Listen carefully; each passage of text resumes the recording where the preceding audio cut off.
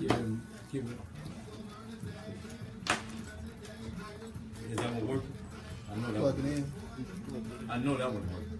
Plug it in.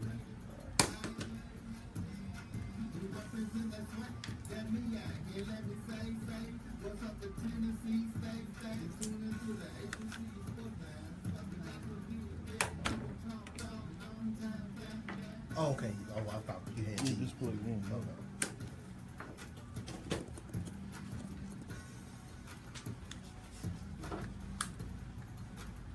Put it over there.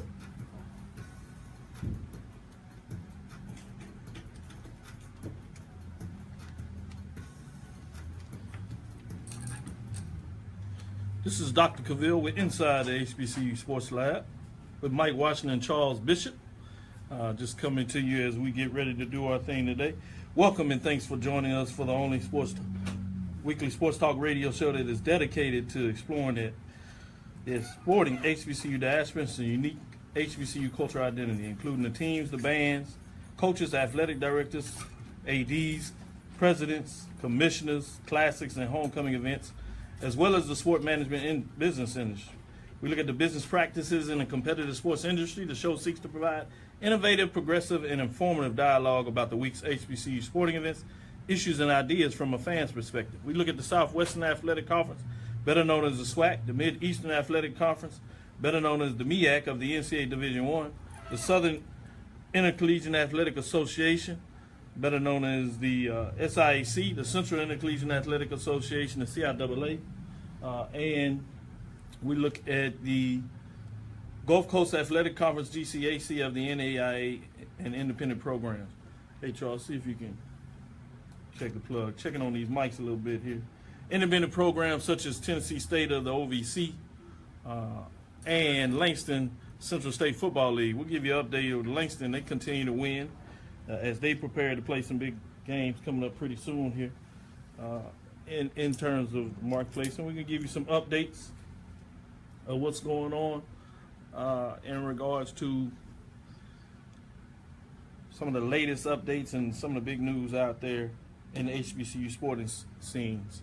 You got some updates for us, Charles? Yeah, we'll jump right into it. SWAC, Football Players of the Week. Offense. This is great. listen to this. This is offensively. It'll go to Grambling State's Devontae Kincaid. He was 14 of 23 with 265 yards, 3 first-half touchdowns against Prairie View, a 34-21 win over the Panthers. Kincaid was 9 of 13 in the first half for 226 yards and 3 touchdowns, 16-yarder to Darryl Clark, 29-yarder to Darryl Clark, and a 12-yarder to Lindemian Brooks. Defensively, Grambling also took honors. Grambling took honors again. As Defensive Player of the Week was DeAndre Hogues. He's a linebacker. He's a sophomore from Mobile, Alabama. He finished with 5 tackles, 3 tackles for a loss of 24 yards. He also forced a fumble in Grambling's 34-21 victory. And the specialist of Grambling, Mark Orozco, the junior from Denton, Texas. He should be on the watch list. He accounted for 10 points as he booted a 40-yard field goal and was 4 on extra points. His first field goal gave Grambling a 10-0 lead, and his last came in the third quarter, which gave Grambling a commanding 34-14 lead in their defeat of Prairie View. And the newcomer of the week, Grambling. Anthony Mullins, defensive lineman. He's a redshirt sophomore from Aliceville, Alabama. Mullins, who played his first game of the season, led the Tigers with 6 tackles, including 3 solo stops, had a pair of sacks for losses of 2.5, or for 3 yards, I should say. 2.5 tackles for a loss for 10 yards. And Anthony Mullins, newcomer of the week for the Grambling State Tigers. Did we say Grambling? Yeah, we said Grambling all 4 times. When's the last time you seen that happen? That's pretty impressive. Yeah, that's pretty impressive. Pretty impressive. Mm-hmm. Offense, defense, newcomer, Tremendous. specialist. Yes. And they played that type of game. They really put it on it. Swept honors. I'll be the first to say, I didn't see it coming. I didn't either. I certainly said Prairie View. So kudos to Grambling. I got some message for some Grambling folks out there that wanted to make sure they reminded me You need to go back and look at your homework. Some of them were nice about it. They said, well, we did keep some people outside of the game that you wouldn't be aware of. But they made sure I understood that we are Grambling. We're the G. Yeah. That's why I made sure I put it out there several times. Grambling. I got a few text messages myself. So a lot of credit for the Grambling men. Seriously, they playing some really good football. And more importantly, they know how to play good football in big-time games. Yes, indeed. They know when the lights come on. And they play out there. So a lot of credit to Grambling State. And now they're in the driver's seat. I mean, they fully in a position. Obviously, there's more games that will be played. And, Prairie View will be the first to do that. They have a tough matchup this weekend if they want to find a way to get themselves or stay in the car. Right. Because I would have to say in the passenger seat now is Southern. Right, exactly. So They still have Grambling and Prairie View to play, so they're in the passenger seat. Now I'm talking about the West Division of that matchup. And then you have Prairie View in the back seat, and then That's going to turn the air up a little bit.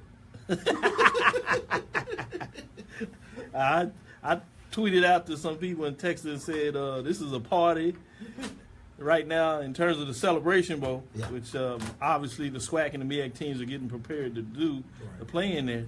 And this is an invitation-only type of party. Very much and so. at this point, the invitation goes out to Alcorn State, Yeah. Southern. Yeah. Maybe some people may question about Southern, but hey, they're getting it done because of that loss to Alcorn. Yeah. And so we'll put them in the back seat. But this is a front seat car.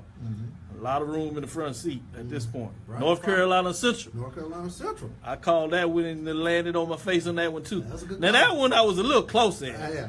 Controversial call in terms of the goal line, celebration flag when Newton thought he was in the end zone, Another and it wasn't like celebration. he did something outrageous. He showed his muscle, and obviously I guess the referees thought he was showing off, Right. and so they put him in there in regards to that, and they really went in terms of that matchup. So that was really crucial in terms of the game, and North Carolina Central defense stood up and got it done. So kudos to North Carolina Central of the MEAC. Obviously A&T, some people say they might be driving a car. I guess the Grambling fans might get offended to that. But that could be a tremendous matchup the way things are going. But I guess Southern, Alcorn State, and North Carolina Central would say not so fast. But get back to Prairie View in terms of that matchup. And it's going to be tough in terms of Prairie View looking forward. But a lot of fans were there excited, and they said Prairie View packed the house.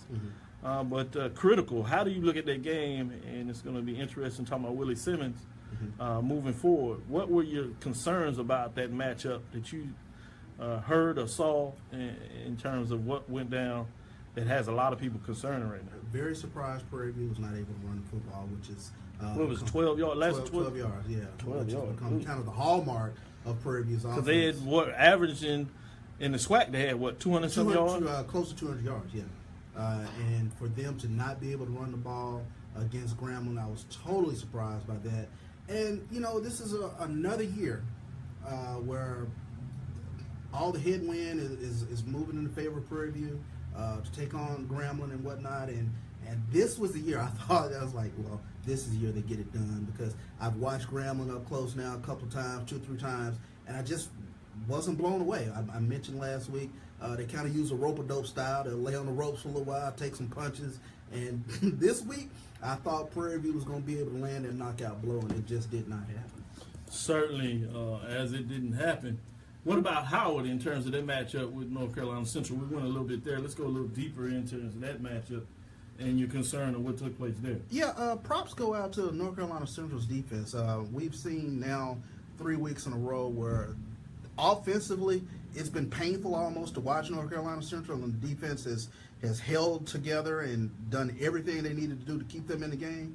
And this was another game where Howard's offense kind of mimics what a SWAC offense to me, in terms of they are able to run up and down the field, and they throw the ball very well with Caleb Newton. And for North Carolina Central to be able to kind of shut them out of the end zone, props go out to Jerry Mack and North Carolina Central.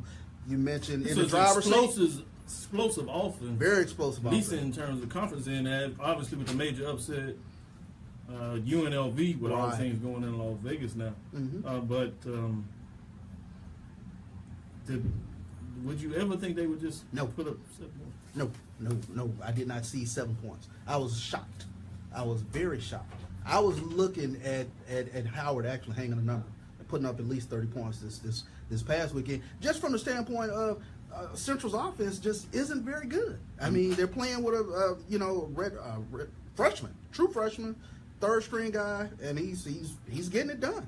And they're hanging right in there. They're doing everything they need to do to set up that Central A&T battle coming up later on. So, then you have some news off the field. We gave some updates.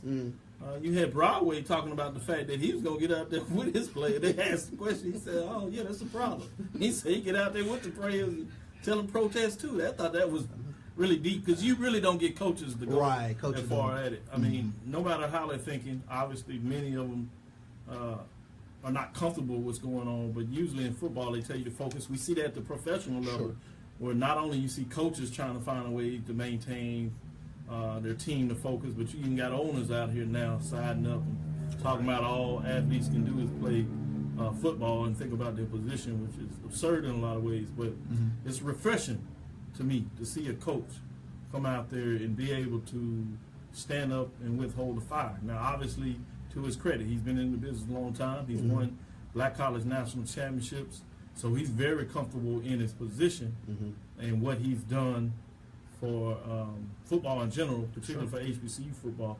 But what were your thoughts in terms of hearing his comment? I was like, this is a man who's very secure, not only in his position as head coach of a football team, but secure in his manhood. And that's something that you kind of step back and take a look at, and you're very prideful in terms of, wow, he was unafraid to say what he thought. Exactly. And went forward with that. So kudos to Rod Broadway, and kudos to what A&T is getting done over there in the MEAC. So. Certainly. Now you talk about the manhood. We got a lot of these issues with this gender issue, so I'm gonna let you retract some of this manhood as we in this hyper masculinity, right. like everything. The only way you can show yours through mannequin, your manhood, and it might not be the time to be Right. Let me say he was. You back down. I know. Let me slowly back away from that. He was secure in his statements. Exactly. Yeah. But we teach that in the class, so if I get a chance to really reconsider that, and that's really for the public in a lot of ways, we do need to be careful in terms of how we provide and define masculinity. Sure. And not because we use it purposely, but sometimes when we're not careful, we can put connotations in the wrong way. And the way the world is operating now, that means everything. Right. In a different context, it wouldn't mean much enough. But let's get back into some football and talk about some of the other matchups. We talked about the controversy to some degree with Howard, but let's jump over to another team that is fretting what took place, Savannah State and Hampton. This is the second game this year where they really lost near the end of the game when we're in the game, and we keep saying that about, in a lot of ways, about Savannah State. But they also put themselves in a position, freshman, big-time play, he gets to the 1 yard line or something like that, and decides to flip in the end zone. Now, this one was a little more egregious than what I thought happened to Howard. Sure. So in a lot of ways, it was understandable. It's certainly unfortunate for a freshman like this. If you have to learn it, you want to learn it early. But it took them in a position where they would have been 17-14 or something and gained a lot of momentum. Instead, they ended up having to kick the field goal. 17-13 really couldn't stop them and get back in the mix. Jimmy Wilson's talking about, what's up, Bishop? Larry Chatterbox, I see you. Give my Big Ben song, Larry Chatterbox. I need my Big Ben information, man. You're killing me. Robert Veazey, NBA program. Carlos Brown is on checking us up. He wants us to talk about Alabama A&M. No, we're not going to talk about the Bulldogs. We gave all that hype. Man, last week we had, at least I did. Yeah. I think you called one or two, but I had a bad week. I think everyone that I picked, I won't pick any more. Ralph set me up. Where are the people who picked against the G-men? That's what I want. Really take Both hands. Yeah. Mike, And them Mike, set up. yeah, Mike. Hands over here too. Mike won't even show up. He couldn't even show up. He was so. somebody else in there. Didn't they pick against him? We got Kamut Marshall on here. Marshall getting out there. Frat brother, he getting it down. The G-men from what happened though, Doc? I mean, what Cabrillo, happened? he's on here checking Why us out. did the Appreciate you. game so one-sidedly. It was basically one quarter. We will have the coach call in. In fact, we might have him now, so we get a chance to check him out. Let me do this. Let's see if we can check him out and see what's going Okay, on. hold on 1 minute. And let me Maybe we get him to break it down because a lot of people have questions on that. Okay, hold on, man. We'll be right back. Coach Willie Hayes. I got to make sure I shout him out. Oh, Coach Willie Hayes on? The helicopter, basically.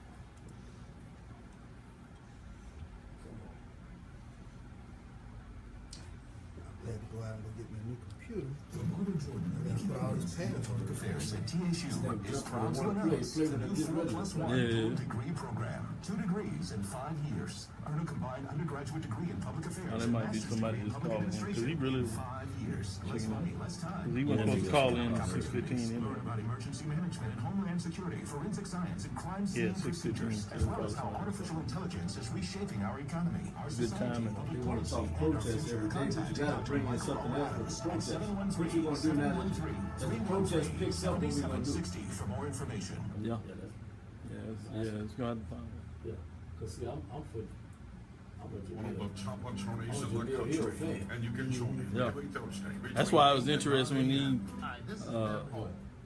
when 45 talked about the fact ratings are down. He claiming it's his fault. He don't know how much it is the other folks. Because I know personally, I didn't watch ESPN.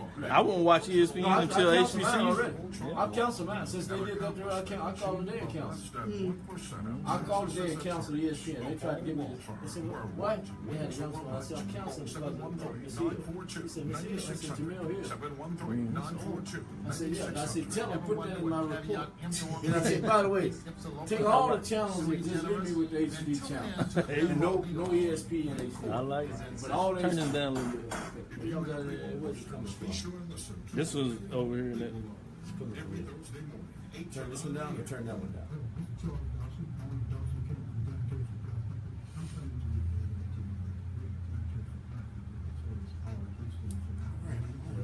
Can you hear Charles?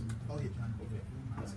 Y'all had it high. I didn't have it like that. yeah, I think it was left from somebody else.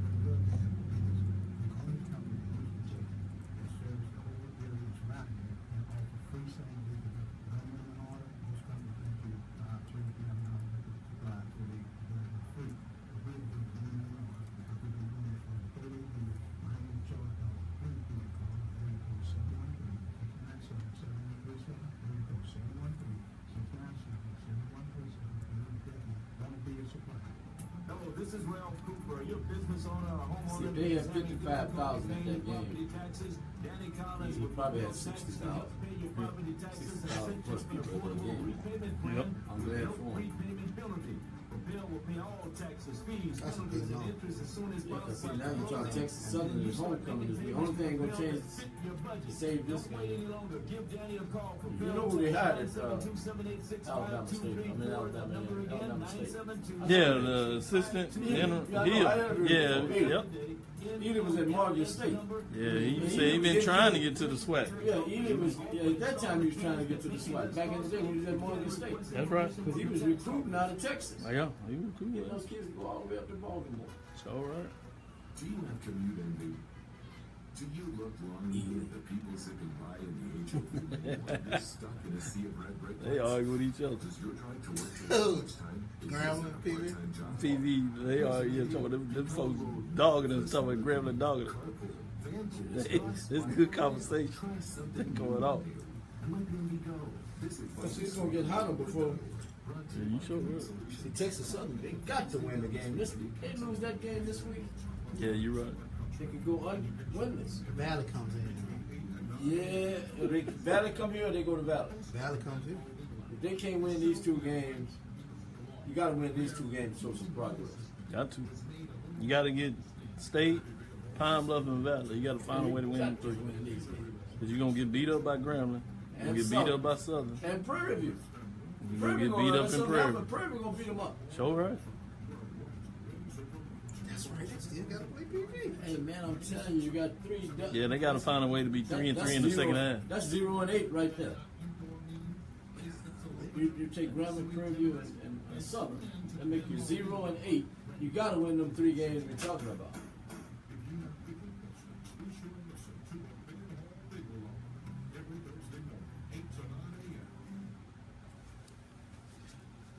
This is Dr. How can you prepare and protect Houston and surrounding regions for future hurricanes, tropical storms, and man-made disasters? Enroll in the Emergency Management and Homeland Security degree program in the Barbara Jordan Nicky Lewin School of Public Affairs at Texas Southern University. Already have an associate degree? You can seamlessly transfer into our bachelor degree programs at Where you get that track board there from, Doc? Your plan prepare and protect our nation, our Doc. cities, and our neighborhoods from natural disasters. Doc, where you get that tripod from? Where you get that tripod from? Best Buy or something? Best Buy. Yeah, Like $20? Yep. Maybe 25. I'm gonna It go on wasn't bad. Facebook here soon. I'm just not make my debut at a certain time. There you go. I think the Facebook is livelier than this live stream. Oh, yeah. It's active, too. Yeah. Yeah, you going to hit it up with it. With all history you got. He took us to another level. Took us to another level. This is Dr. Cavil with Inside the HBCU Sports Live with Mike Washington and Charles Bishop. We got a lively conversation going on while we're doing the show. I like this, guys. Go ahead. Let me give some feedback as I shout out for some of these guys. No question we got to ask. I can't say that on radio. Don Morris jumped in here. Grambling loaded up on the run and dared McCullers to beat them with his arm.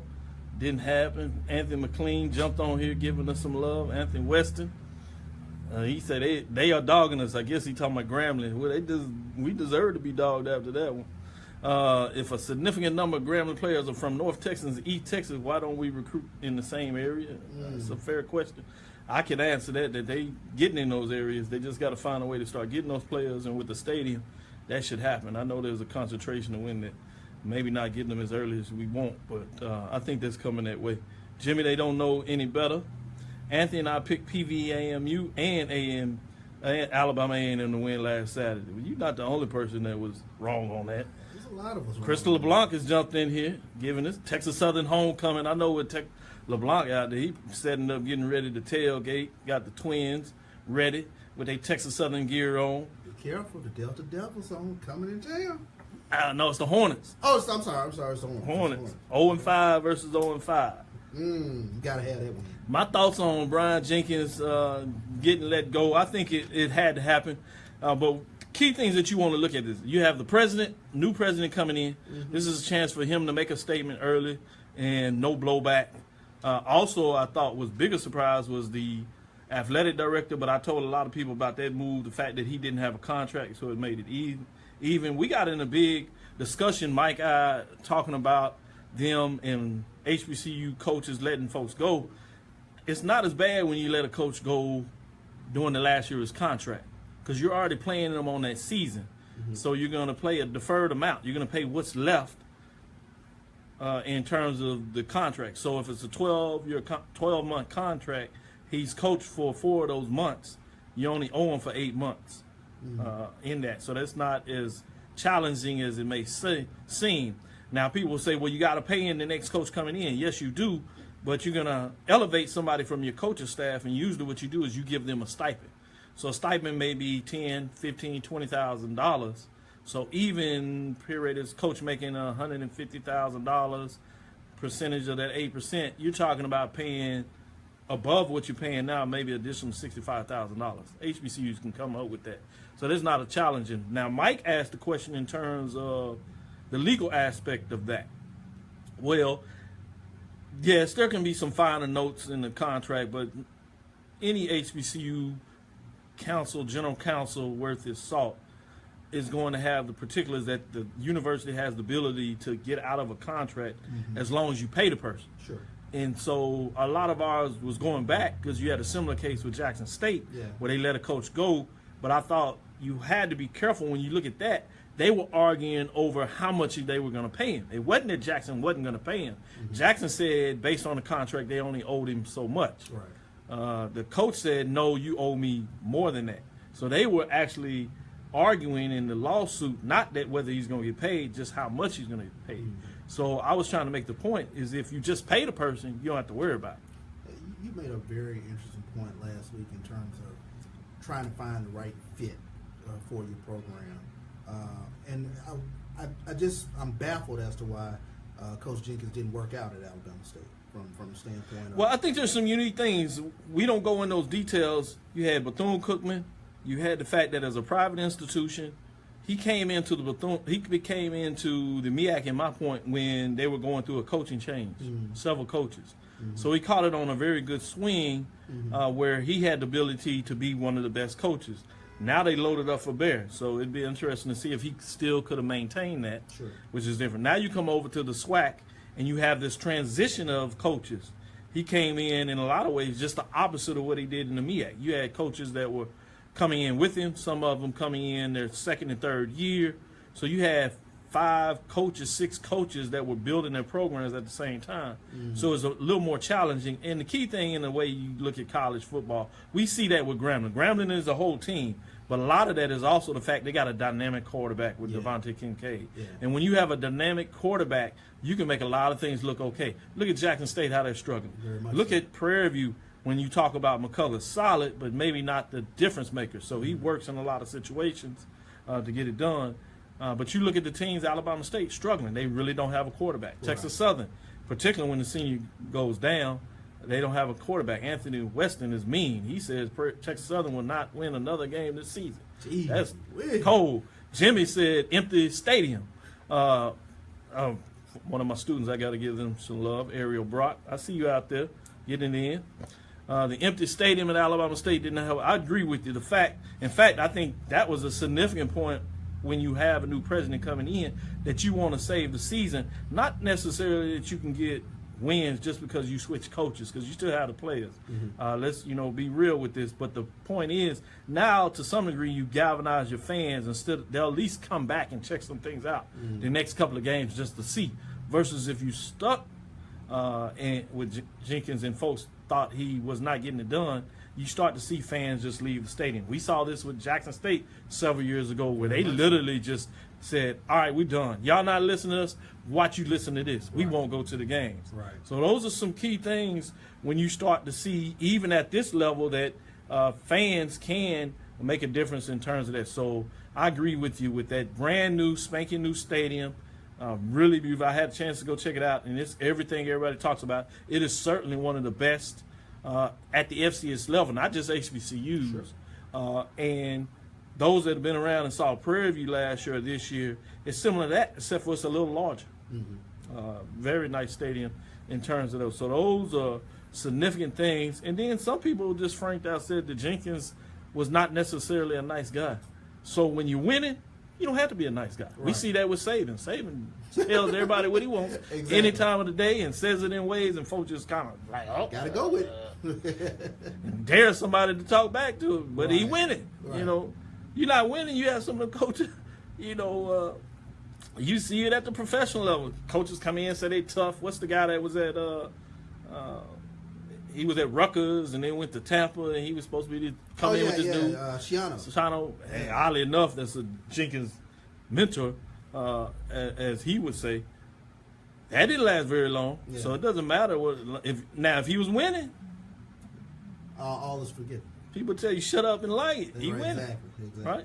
Even got old Kevin Gardner coming on. Boy, man, we got some Keith Benson.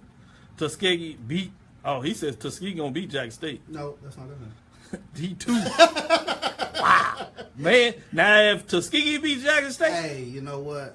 If Tuskegee beats Jackson State, we might find another, because this would be a record where you see 2 coaches that can't make it through a season. Right. It's not going to be a good time at Jackson. And you got to remember, you got a new president there too. Very much so. Same situation. Yeah. Yes, ASU certainly has a top 5 stadium. Andrew Garza's jumping in here. I see you, Garza. Played baseball at Texas Southern University, member sport management program, getting it done out there. So when we talk about some of these fascinating things, Before we jump in there, I think we have call up. Let's see if we have Coach Willie Simmons. Yes, sir. Appreciate you, Coach, jumping back in here. Tough matchup. We've been beating you up, Coach. We're just gonna be frank with you. So you have to take this one. No, but we just were talking about, really, we've been giving a lot more credit to Grambling. They came out there and were physical in a lot of ways in that contest. Stopped the run, which Prairie View was able to run and lead the conference before this game. So really wanted to get your insight in terms of what you saw, breaking down the films, being out there, obviously on the sideline, trying to call plays and make it work. What was going on in that game that made it challenging? Well, again, like you said from the get-go, you have to Grambling. It's the reason they won 20 straight conference games. And they've been in games like this before, but they handled the magnitude of the game a lot better than we did. And I think at the end of the day, that was the determining factor. From the very get-go, the emotions were high. It started even coming out of the tunnel. Our guys we're waiting to come onto the field under our helmet, and we're walking out before them, and our guys see them walking out behind, and we turn around and break line and start, barking and all that stuff, and just uncharacteristic stuff. That's not the type of thing that at least I thought we were. And so it shows that we weren't able to handle the magnitude of the game the way that they were, and they played their style of football and didn't do the things that hurt good teams. Now you lose a good team. So turn the ball over. We had 3, they had none. They were able to have a few big plays. Some uncharacteristic things by us. The long touchdown run by Carter. He jumps up, and our guys that are tackling him just kind of pushes him and allows him to land on his feet, and he goes for 70 yards. So again, I think it boils down to the fact that they handled the magnitude of the game much better than we did, and so again, that's a testament to Coach Fobbs and how he's managed that team and how he's got them playing at a high level all the time. And obviously, we didn't do a good enough job in that regard. So for me as a head coach, that's a learning lesson for me to figure out a way to get my team to settle down early and prepare. Because as you saw in the second half, when we came out and settled down and just played, we outscored them and outplayed them in the second half. But when you go down 31-7, it's kind of insurmountable odds to come back from. But again, it's a learning lesson, and we'll get back to the drawing board this week and try to get ready to get back to playing Prairie View football as we travel down the Lorman. Let me follow up that when you say, is that a component of the team being young or experienced in big games, or are there some things you can do in practice to prepare for that, or is it just kids with a certain mentality, or is it a little bit of all of that? I think it's a combination of a lot of things. And again, the one thing I don't do is make excuses. We got beat at the end of the day. And so I don't want to sit here and act like I'm throwing a bunch of excuses as to why we didn't play well. Again, at the end of the day, they handled the game a lot better than we did. And the biggest thing I think that's attributed to is the fact that at this phase, they approach every game like they know they can win. And I think our guys maybe approach the game thinking that we can win, without that surefire doubt. And that's part of the culture, So again, we're continuing to build a culture around here. The one thing that I'm trying to do is get our players, our fan base, and everyone on the same page is understanding my philosophy is big games. To me, I believe that every game is a big game. There's no one game that's bigger than any other game at the beginning of the season. As the season starts, the biggest game is the one that you're about to play. And that's the way you approach all of them. So, for us, our guys, how did they respond to looking up, seeing 55,000 people in the stands? That's the first time they played in front of a crowd that big. The Sam Houston game, it was a decent crowd here. We went to Nichols, it was a decent crowd there in Nichols. Went to Alabama State, there was hardly anybody at the game there. We played Jackson the next week, and we had 6,600 here in the 15,000 seat stadium. And then you go to next week and the game of the week, and there's 55,000 people there, and so are my guys overwhelmed? Are they used to playing in big stadiums? Are they used to playing in packed crowds? And those are the type of things that in the psyche of an 18 to 23-year-old mind, we have to look at. So I think that's why when you encourage fans to come to games all the time, that's what you're doing. You're getting our players used to being in those big game settings. When I played at Clemson, no matter whether we played at Florida State, Wake Forest, Georgia Tech, or Duke, there was going to be a packed house at Clemson, at the stadium. And so there was never a time we looked and was like, oh my God, look at all these people here. That was there every week. Now, whether they left after halftime or whatever, that's a different story. But it was going to be a packed stadium. And that's where we're trying to grow the program to, and I think everyone wants that. And if we can get to that place, I think we'll be in a position where we can play those type of games and have our young men be a little bit more poised and not make the bonehead decisions that we made last Saturday.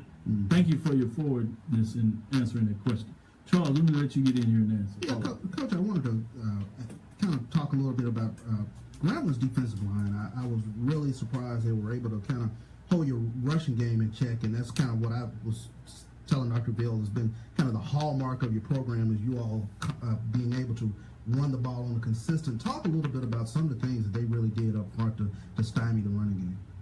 Well, a lot of it comes down to effort. I think they played a little bit harder than we did. We didn't strain as much up front, as I would have liked to see. But the majority of it was assignment. Every time we turned around and handed the ball off, it was like 1 to 5 decided to have a bust assignment on that play. And of course, anyone who understands offensive line knows that those 5 guys have to work in unison. Right. And so if one is wrong, it looks really bad. And it just so happened that during the course of that game, it was almost like every time we ran it, as opposed to a couple of times when Lavelle was able to pop a few runs, somebody was making a critical error, not missing a block per se. If you miss a block, the guy might just be better on that play. His technique might be a little better. But when you go the wrong way, or you don't work to the right person, then you don't give yourself a chance from the get-go. And that's the stuff that was just discouraging to me after watching the film. It's like we didn't give ourselves a chance, to be able to run the football. Because, again, on any given play, the guys were having breakdowns. Now, in the passing game, that's why I think you saw more of the ability of their defensive line to get pushed back into the pocket, to make Lavelle uncomfortable, because we felt like our guys were getting pushed in this lap. So we didn't run the ball very well, but I was more disappointed with the effort in the passing game than I was in the run game. I was disappointed in the execution in the run game because, again, we just weren't going to the right guys. Okay. That brings on a follow-up question in terms of, are you looking to make a change at the quarterback position? And as we do that, let's transfer and start looking at the Braves. Footman, you recruited him, so you know the talent that he brings to the table, and still a very talented Braves team. Let's talk a little bit about that matchup and the fact you're going in there for homecoming. If you can kind of pull all that together, I know that's a lot in those multiple questions. Ask 4 questions, expect an answer in one. To address our quarterback situation, I think Nico Hollins has done enough to show that he deserves to be in the game in some capacity. Maybe not necessarily starting role. One thing I don't want to do is push the panic button. We were 2-0 in conference play going into that game. I'm pushing the panic button. There was 2-time conference newcomer of the week. That is true. Stand corrected. That's why I'm on the sideline. So I don't want to, again, take one game. And again, I've been in that position. I was a quarterback in college, and at that position, we understand that you're going to bear the blunt of the responsibility in losses. You're going to get too much glory and praise when you win. And you probably going to get too much, publicity and criticism when you lose. Like I said, offensive line didn't play very well. So we really didn't give Lavelle a chance to play very well when, the line was getting pushed back into his lap on passes. Now, there were some decisions that he made that weren't very good. There were some throws that he missed that, we wish he could have gotten back. And, the interception and the 2 fumbles, could have been prevented. They were, even though we had a busting protection on 1 fumble, he still had to hold on to the ball. So, we're challenging him to play better. But again, I think Nico has come to the game 2 weeks consecutive, Jackson State at the end of the game, and last week versus Grambling, to show that he can effectively move the ball, make good decisions, get the ball out of his hands. So, we'll have a plan for him, and also with Jalen Morton. Because again, he's shown in the Nickel State game, even last year, that he has physical ability to do some things to help us. So, we're in a position right now. We have 3 quality quarterbacks, all with skill sets that we can win with. Now it's just a task of trying to find a way to get all those guys on the field in some capacity, to give us the best chance to be successful. And, again, that's why we coach. That's why we meet, 5 times before the game and practice. And we'll come up with a plan that we think works for us. But I expect to see all those guys in the game on Saturday in some capacity. But the transition to Alcorn, Lenoir Swickman is arguably one of the best quarterbacks in the conference right now. He's playing at an extremely high level. He's an extremely smart kid, tough kid. graduated already from college, and he's a country boy from North Florida, where I'm from, and he just, again, that when you see the team play, they take on the mold of their quarterback. And again, a lot of times you say that about the head coach. The teams take on the personality of their head coach. This team takes on the personality of their quarterback. And he's a country tough guy. I mean, he probably bench presses close to 400 pounds.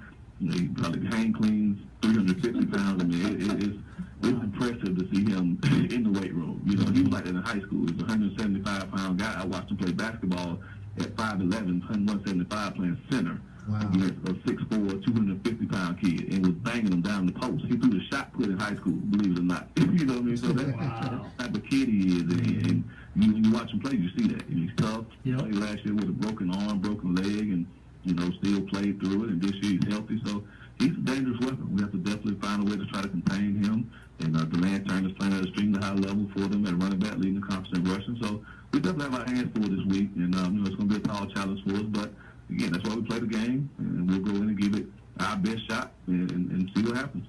Coach, I wanted to ask, how do you you talked about playing in front of 55,000 fans in the Cotton Bowl. How does it help moving forward in terms of playing Alcorn at Alcorn on the reservation Raucous homecoming crowd? Well, hopefully our guys won't be intimidated because, again, they just can't. We prior to played in the biggest crowd they've ever played in front of.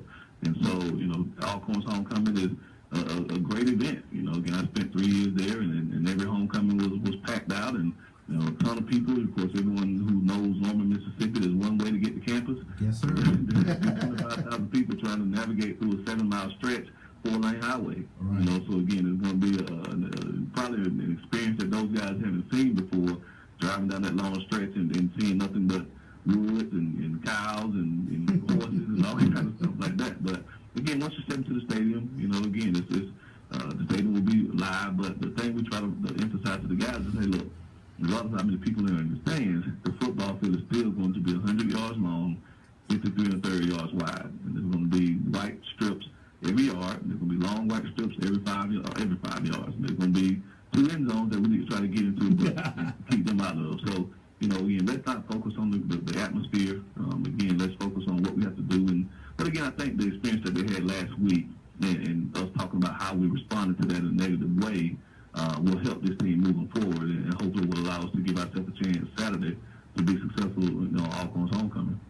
Certainly, I think that is a great breakdown. Let's go in, and as we let you go and get back to it, Coach, break down a couple of things that are the focus point this week as you get ready for the road game against Alcorn State Braves in terms of finding a way to bring home a victory. Well, again, I think I sound like a broken record every time that question is asked, but it's always the same thing for us. I mean, we have to find a way to establish a ground game. We have to be able to run the football, regardless of who's at quarterback, whether it's LaVelle, Nico, or Jalen Morton. We have to be able to run the football. That starts up front. Again, our toughness, our attitude, and our assignment and technique. We have to do a much better job of making sure that those guys understand where they have to go and then playing with a great effort when they get there. So that's where it starts, and it takes pressure off of our quarterbacks and allows for us to play action pass. They're a team that likes to keep those safeties down near the line of scrimmage for the run. So we may have some opportunities to go over the top if we can establish the run to get those safeties feeling like they have to fit lower. So the offense is protect the football, establish the ground game, and then defensively it's the reverse. They're now leading the team in the conference in rushing now that we had the subpar performance we had. So, now we got to try to figure out how to stop an attack that ran for 400 yards against Texas Southern and 400 some yards against Southern. So I mean they're a team that's shown that they can get huge chunks of rushing yardage in the game. They have the conference lead rushing to Lance Turner. So again, try to find a way to stop the run on defense and make them a throwing football team, which, again, Fred Kites is kind of like me in that regard. He doesn't want to do. He doesn't want to be a team that's forced to throw the football. He wants to try to be able to do both. So let's find a way to make them one-dimensional. And then in the special teams area, again, find ways to impact the game in a positive way. 2 years ago, we went down there and blocked 2 punts for touchdowns. Mm-hmm. And we were able to get up, pretty quickly on them. So, again, that's always our formula. Be great against the run on defense. Find a way to run the ball on offense. Don't turn the ball over and beat ourselves. And then, again, do a great job in the kicking game. And when we've done that this year, we won. When we haven't done that, we've come up short. So that's the chances down the long. Certainly, point well taken. Thank you for your time, Coach. And as we say about this time, go Panthers. Go Panthers. I appreciate it, guys. Talk to you next week. All right, look forward to it. Yes, sir. So as you get into the matchup there, I think he certainly was honest with us in terms of his assessment in that, and right on point as we break it down. Let's go in here before we get into this mid-major poll and set it up for our last interview in a lot of ways. I want to give the Big Ben Senior Award Weekly Honor Selection, and I think it's important here as we looked at the SWAC Award. You saw it was swept with Grambling players. You got to go Grambling folks that have taken on several of these awards in a lot of ways. But this is also connected with not only HBCU players, but it has to be a HBCU player playing football that has a connection with Texas. I mean, they're either born in Texas, went to a high school football team playing. If they're from out of state, went to a high school at least playing in the state of Texas, or they can be from out of state and be playing on one of the teams that have football in the state of Texas. So those are the connection. With that, offense, I think without a doubt, we have Devontae Kincaid, quarterback from Dallas, 3 touchdowns, 265 passing yards, and he did just a wonderful job of commanding that offense in a lot of ways, getting into the right place, getting it done. He is from Grambling. Dallas Skyline. Grambling. We found out high school he was out of Dallas Skyline right there, playing some great football. He was tremendous in regards to what he got. He also was, obviously, we said earlier, Offensive Player of the Week, and making a statement there. Yeah, Prairie View A&M's Panthers linebacker Jalen Coleman had an all-around game in the State Fair Classic. He finished the game with 5 tackles, 1 sack, and 1 pass breakup. He was second in the tackles to the Panthers, just one behind the team leader in that matchup in terms of what was going on there. Yeah, Texas Southern Tigers Sean Jones had a game to remember against Kennesaw State. He finished the game with 10 tackles, a forced fumble, and a pass breakup. Jones was literally all over the field. In a lot of ways, he had to be the way Kennesaw was moving the ball, but he did his part on defense to try to affect and change what was going on. Then you got Grambling State kicker. Kickers need to get some love. Mark Roscoe was automatic in the State Fair. He connected on 2 40-yard field goals. He was also perfect on extra points for the Tigers. Really solid when you have a field goal that can kick that 40-plus yard or 35-plus yard kick consistently. And for that, kudos this week. He gets the Big Ben Award. Special teams and on defense, it goes to Sean Jones, linebacker from Dallas, with 10 tackles, 1 forced fumble, and a pass breakup. So again, offensive Big Ben Player of the Week was Devontae Kincaid, 3 touchdowns, 265 passing yards. Defense was Sean Jones, linebacker from Dallas, Texas, 10 tackles, 1 forced fumble, pass breakup. Special team was Mark Orozco. He was the kicker for he's from Lamar, Texas. He had 2 40-yard field goals and 4 for 4 on his extra points. He's out of Lamar, Texas, as Sean Jones out of Dallas, Texas, and obviously Devontae Kincaid, being from Dallas Skyline, he's from Dallas, Texas as well. This is a chance for you to give some national love to players of the week from all HBCU teams. Who stood out this week for some of your national statistics of what's stood out out there? for me this week? Quarterback from Mississippi Valley State, Dwayne Betts. He was 17 of 27 for 272 yards. Big win. Kudos. 4 touchdowns. Kudos to Valley getting out of Valley, getting the win, yeah. getting out of that lost call. Very much so. Also, Darius Leonard. We saw him up close, SWAC MEAC Challenge. He had 18 tackles this past week for South Carolina State, as well as Osmond Thompson defensively. He had 15 tackles for Tuskegee in their win over Morehouse. And I'm going to give a big sticker to the crowd up at the Cotton Bowl State Fair Classic. 55,000. Big game, Grambling Prairie View. Kudos to Prairie View student body, Grambling student body, the alumni associations up there in the Dallas area, as a huge alumni association for a lot of SWAC schools up there in the Dallas area. So big helmet sticker to both teams. I agree with you. I love that. I like that. That's a little different thinking out of the box. I give you some credit, big time love for you.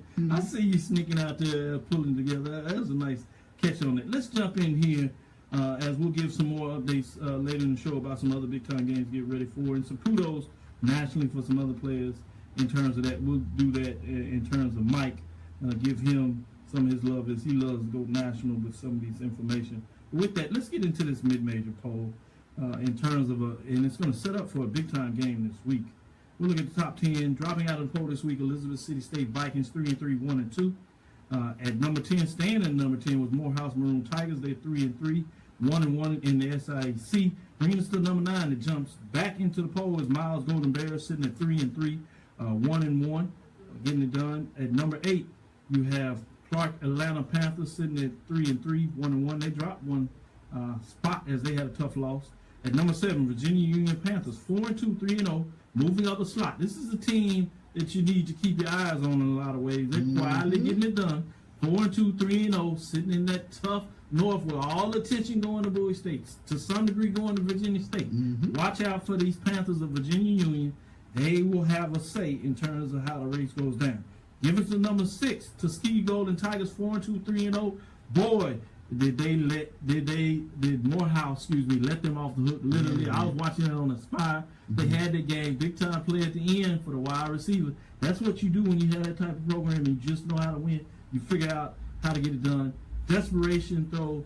They get it done and leave about 3, 4, 5 seconds on the clock.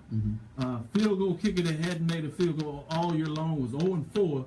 He kicks a field goal to send it to overtime, 1-5 on the season. Huge. They got him close enough where he's kicking an extra point perfectly where he had to do. It's perfect like that. So with that, let me finish up a poll and go straight to the line.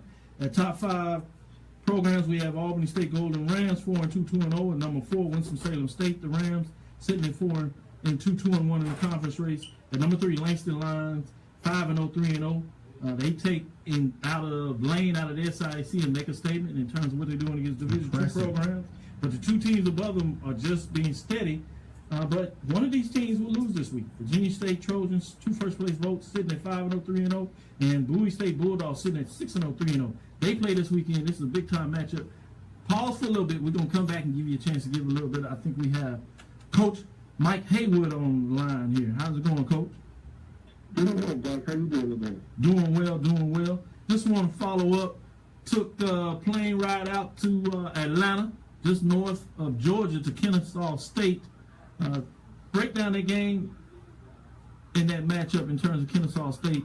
We saw Rashawn Jones on the defensive side got in there for quite a few tackles, as he was a big man player of the week in terms of what he was able to do for his accolades this week. But break down the overall framing of that game for us.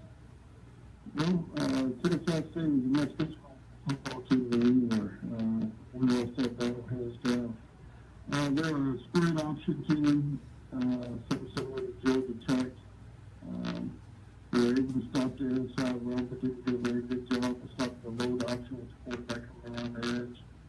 And that's where they made most of the errors, and we weren't able to stop them. And when you see an option team once a year, it was tough to adjust because you play a defense that you've never played.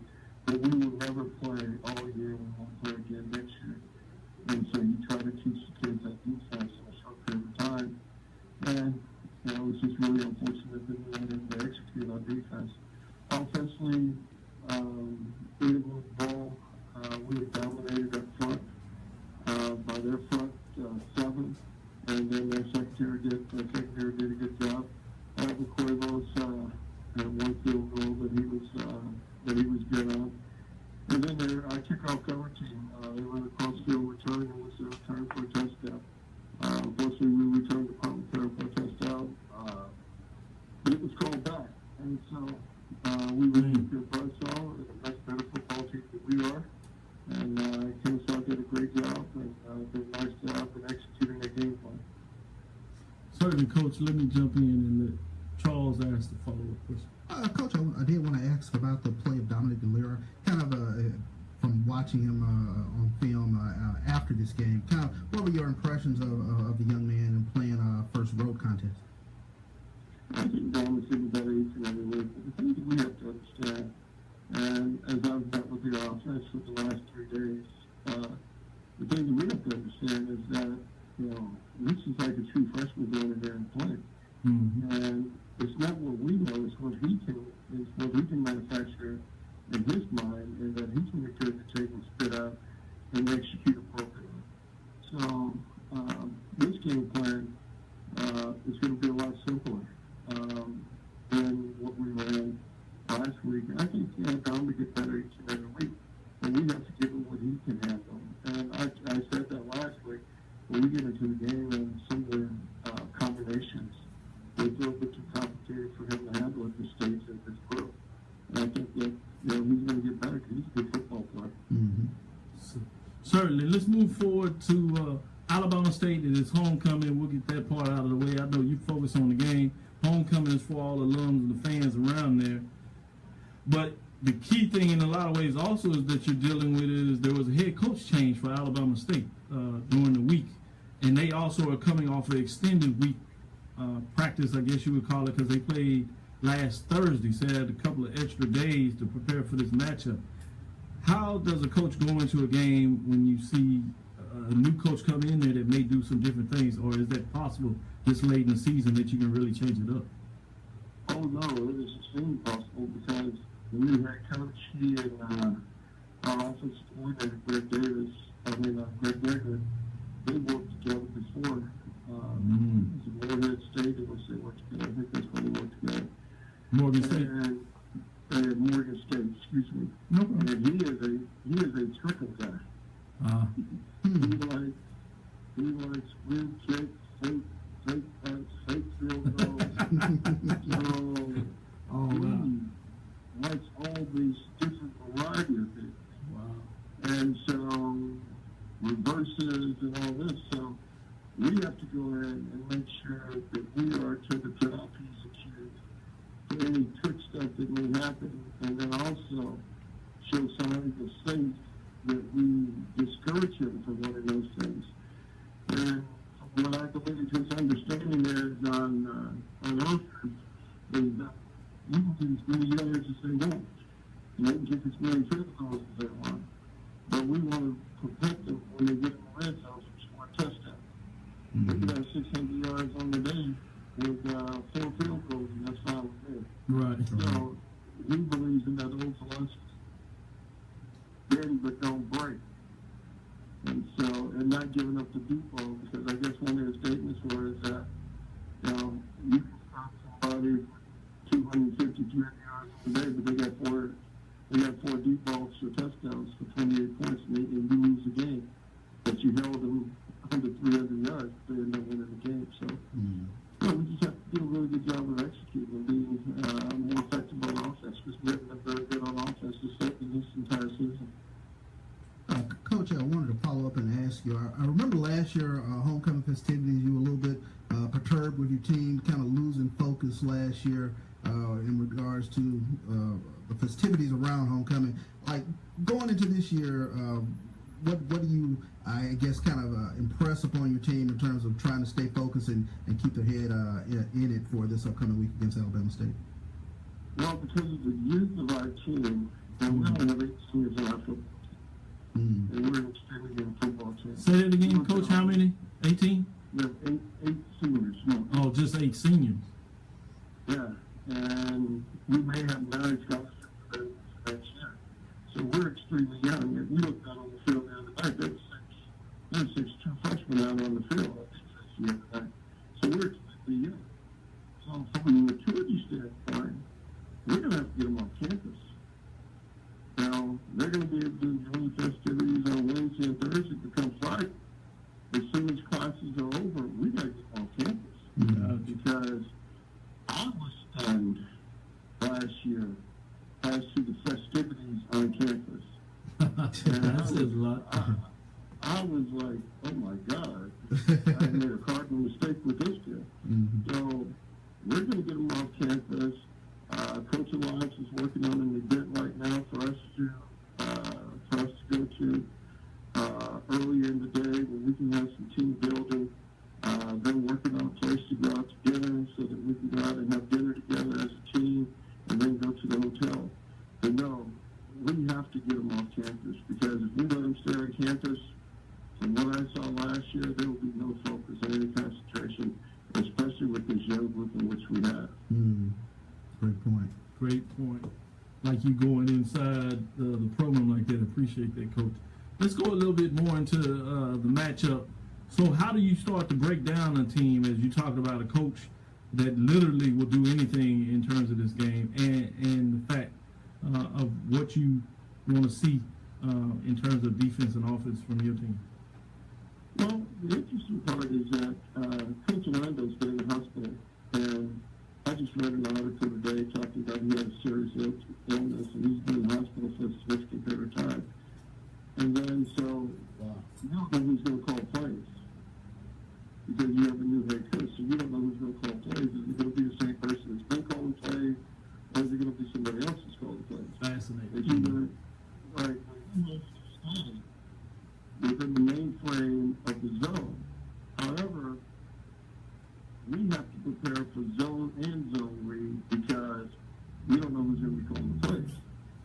Now, I wish they would have kept Jenkins at least another week. Yeah, I said that going into that people don't understand that this can be actually a bigger challenge, Right. In terms of the coaching change, because you just don't know what's going to happen. Yeah, it's a trap because you don't know what you're going to get. Wow. When you look at defense, the defense will probably stay the same because what they've been an over team, an over G team, and we're under. They play quarter coverage, they play man free, they play blitz zero, they play right in the hole, cover one, where they spin a guy in the hole, it takes away all the inside route. So they do those things, and they play a little three clouds, or they cover three with two. So they do those things, and so they'll stay pretty consistent. However, last year they were a 17% blitz team on third down. This year they're about a 3% blitz team on third down. Okay. All right, so what's going to happen? Now they're going to still blitz, or they're going to go back to that 17% blitz team that they won on third down last year. So they'll have to put that. So we've gone back. And we took which we last year, and we've broken it down.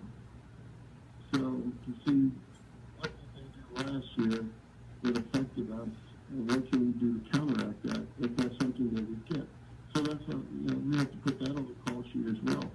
So you just wait and see what's going to happen. But they're going to come in here fired up. Yeah, that's right. You have to put up their fuse early. I like it. And it will really help if all those people in the yard, last year when I got back, my car was towed. All right, they towed my car from a parking spot to put up a tent. Oh, wow. All right, so the guy that towed my car was one of my childhood friends, and he kept telling me, let's go change this car. They said, no, they towed this car, so they towed my car. Oh my God. I'm going to have to park somewhere else this year. And so, with that being said, I sit out there in the parking lot in the yard for about an hour, 20 hours, 30 minutes before they called my car. They didn't know where it was. Oh, no. Wow. So, I had so many people come up and tell me that, hey, because we watched the game, we listened to the game, but we didn't get off the yard to this party. Well, all them people partying on the yard, you get off the yard and come over the beach. There you go. Yes, There you go. I very like much it. so. Come on out there. And come on out there and support these young people. Yep. You can party early, go to the game, and come back and party some more. Don't worry about it. Exactly right, because when I got back to the yard an hour and a half after the game, it might be 2 hours. They were still partying. Oh, yeah, so they gonna party. An hour and a half later, when they got my car, they were still partying. If you go to the game and come back and party, get your party on. But these youngsters and athletes need your support in that. Yeah, it's true. Very much true. So buy a ticket and come on to the game. Certainly. I'll be out there. I like that. I like that message, Coach. We're going to support that. And with that, we say Go Tigers. I normally would ask you to go inside the program, but I think you went more inside the program, and so we appreciate it. We won't waste your time with that. Thank you for your time, Coach. And again, Go Tigers. Go Tigers. Go Tigers. You guys have a blessed day. All right. too, Coach. Thank you. Man, that's beautiful storytelling right there. Can you dig it? Going in there. So I'll give you a chance to break down top 10. I'll run over it real quick as we kind of gave everybody a little tease there. Number 10, Morehouse Maroon Tigers. Number 9, Miles Golden Bears. At number 8, Clark Atlanta Panthers. At number 7, Virginia Union Panthers. At number 6, Tuskegee Golden Tigers. At number 5, Albany State Golden Rams. Number 4, Winston-Salem State Rams. At number 3, Langston Lions, top 2 programs, Virginia State Trojans, and number 1, Bowie State Bulldogs. After you tell me what you think of the top 10, talk about that Bowie State Virginia State matchup. The Bowie State Virginia State matchup is going to be huge. I tend to agree with you. I was listening for Albany State because just off the radar is Albany State and Morehouse there. So that's another one that I'm kind of watching for, especially after Morehouse. Albany State Morehouse homecoming in Morehouse. Homecoming in Morehouse. Good call. Yeah, I see you going in your pocket. That's good call. Real good call. That was just off the radar. So you got SWAC, you got Prairie View going Alcorn. SIAC, you talking about Albany State Morehouse. Albany State Morehouse College, and then you got in the CIAA, the big one, Bowie State and Virginia State. Anything out of the MEAC you looking at this week? Let me see what I got out of the MEAC. MEAC. Keep your eyes on. It'll be interesting. I think Bethune-Cookman and South Carolina State should be a fun one. North Carolina A&T goes down to Fan. And that's always a big match. Yeah, we haven't seen anybody challenge North Carolina A&T yet, but it won't happen that week. You trying to do this for the rally? I know trying. You know some rally fans out there. You trying to make us think no. And this will get what Benton said with the Celebration Bowl, Love a Favre Broadway matchup. I can't say that type of language on it. Yeah, they would like that. There's some other folks that say not too fast, but yes, they certainly would like that matchup. And I'll be honest with you, I would be intrigued about that matchup. Homecoming in Florida A&M. Yeah, they'll be deep. They'll be excited, but that ain't gonna do nothing for that.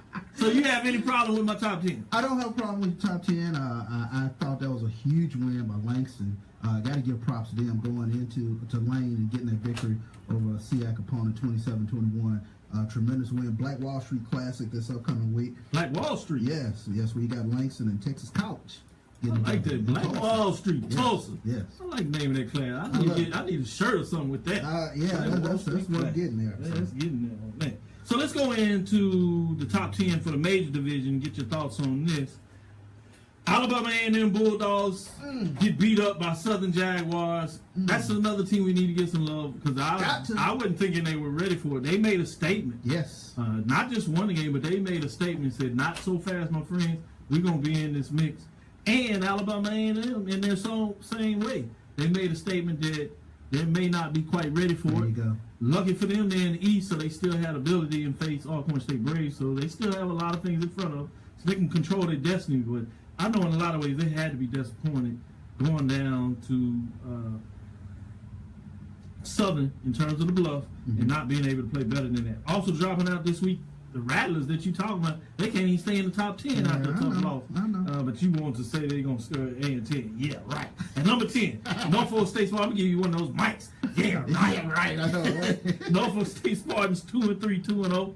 They were not ranked this week. At number 9, Howard Bison. They fall one spot, a tough loss.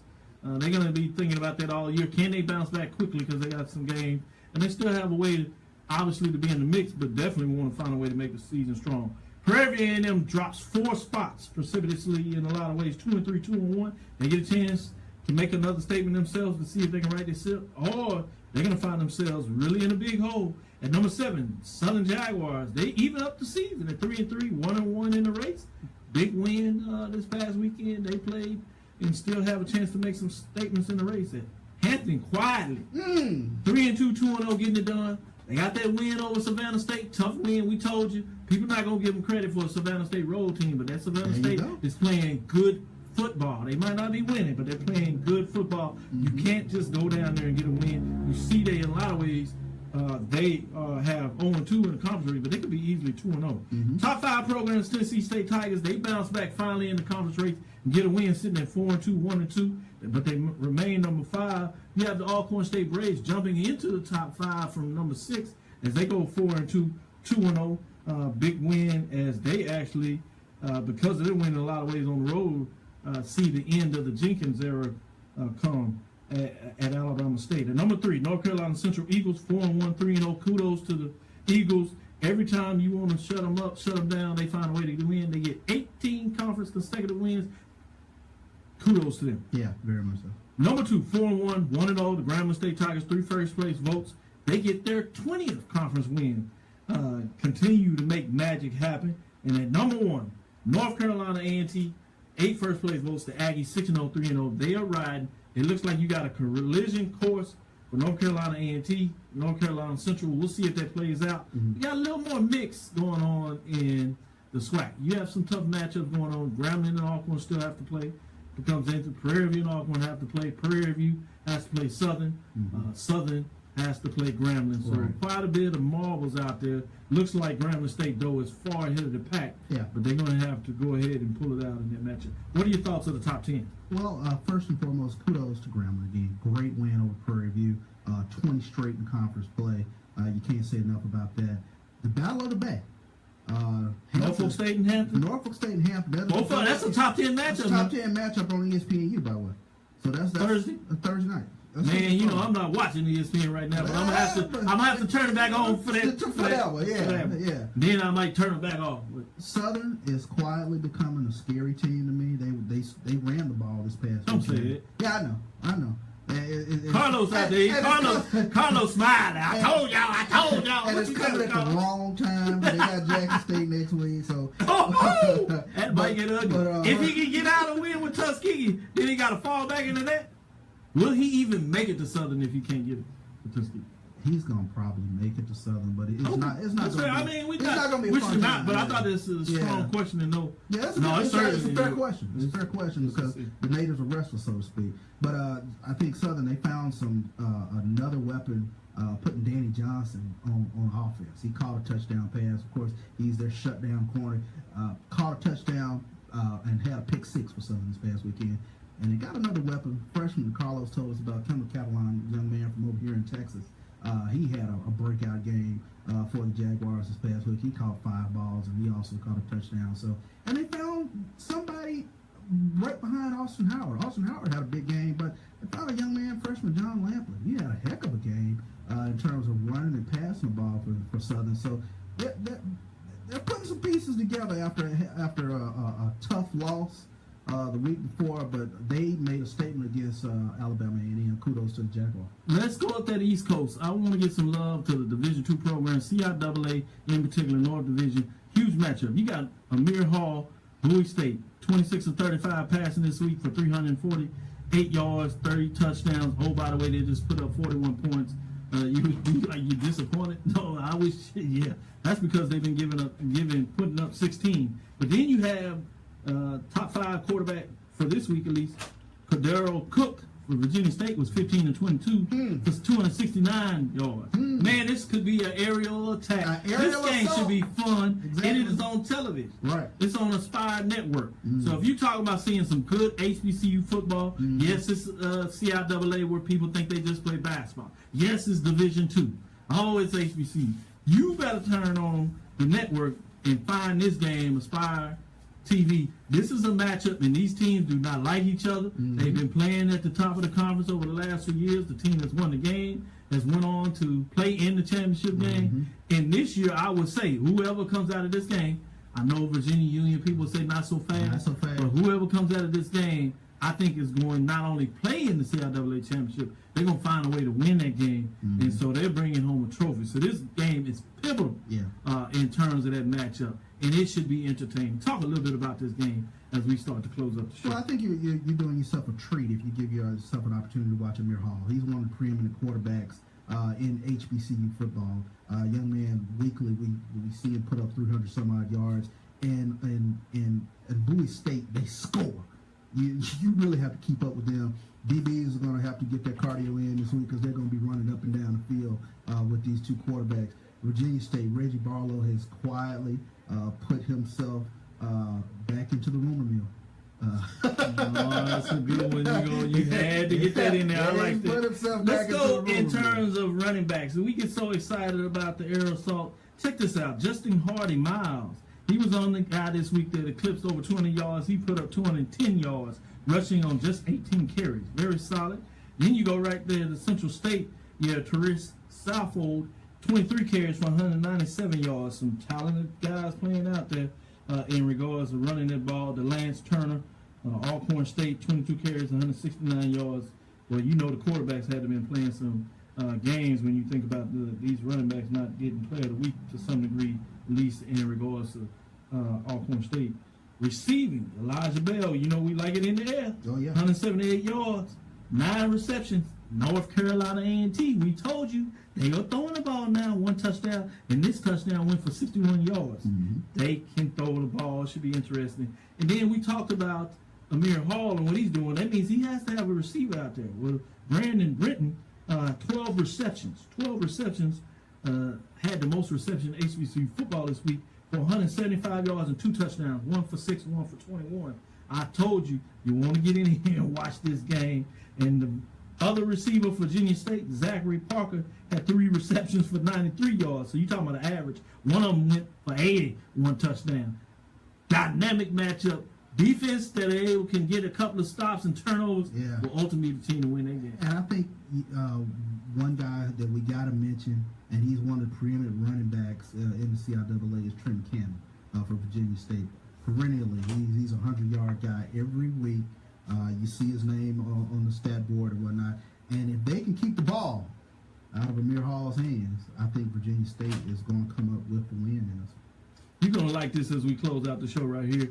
Darius Leonard from South Carolina State, 18 tackles, and he played a nice game a couple of Thursdays ago on television, getting it done. Oh, he's just a freak. I like the way he said it, like play. So. And I mean that in a very positive way because I know sometimes we get too negative in regards to how we use animalistic terms for players, but he is a talented individual. That's another South Carolina State guy that's going to find a way to play on Sundays. Very talented there. Give some love to Division II programs, and Osmond Thompson. Tuskegee had 15 tackles, needed every bit of them in that Miles game to get that win. Just to let you know, very sharp in terms of defensive teams leading it. Alexander Williams, Virginia State, had 3 sacks in the game, so we'll see if he's able to get after Amir Hall. Right. It's going to be another focus point in that matchup. Boy, I love when you break down these numbers, just looking at things. But any thoughts on the top 10 poll in regards to that? Any question you had? Well, you mentioned Hampton. They're quietly getting it done, and this is going to be a pivotal matchup against Norfolk State this upcoming week. Southern is ascending again. They found some pieces. Alcorn Prairie View, that's going to be a fun one. Top 10 matchup. Top 10 matchup. Alcorn homecoming, packed out at the reservation, so that's going to be another good one. And like I said, Grambling, 20 in a row. You can't say enough about that. Can Tennessee State continue to push forward? They got the big first OVC win. Yeah. 4-2, 1-2. Disappointing to some people as they kind of dropped those first 2, particularly the second one where they did it in double overtime. But they bounced back. They found a way to get a win. They actually changed quarterback. I was about to say, keep an eye on that. They made a change in quarterback. Treon Harris, a Division I transfer from Florida, no longer the starting quarterback. I believe he was a little dinged up, but they brought in a young man, and he got the job done for Tennessee State. We'll see if that turns their fortunes around for Tennessee. Certainly. With that, we'll close up now. I am Dr. Kenyatta Cavil, the sports professor, with Mike Washington and Charles Bishop. As we come to a close, we hope you enjoyed our conversation with Prairie View A&M head coach Willie Simmons and Texas Southern head coach Mike Haywood. We want to thank you for listening again to Dr. Ville's Inside the HBCU Sports Lab radio show with Mike Washington and Charles Bishop every Tuesday, 5:30 to 7, right here on KCOH TV 92.9 FM HD2. The Vein, we're pumping your system in the historic studio in Houston, Texas. www.kcoh-tv.com, kcoh-tv.com. Follow me, Dr. Kenyatta Cavil, on Twitter, Facebook, and Instagram. Dream big and continue to move forward. We will talk with you soon. Course lecture dismissed. Well, we got a surprise though. Wait a minute now. Prairie View is going to play where this weekend? They're going to Alcorn. They're going to Alcorn. Who are you picking?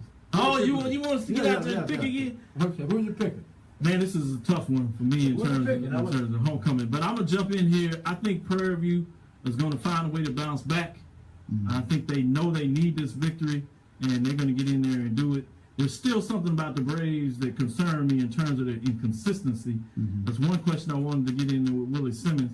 I didn't quite have time to get that in, but that's what's making me nervous about the Alcorn State Braves in terms of them, because they have the talent there in a lot of ways, but the inconsistency, I think, is going to be the shortfall this week.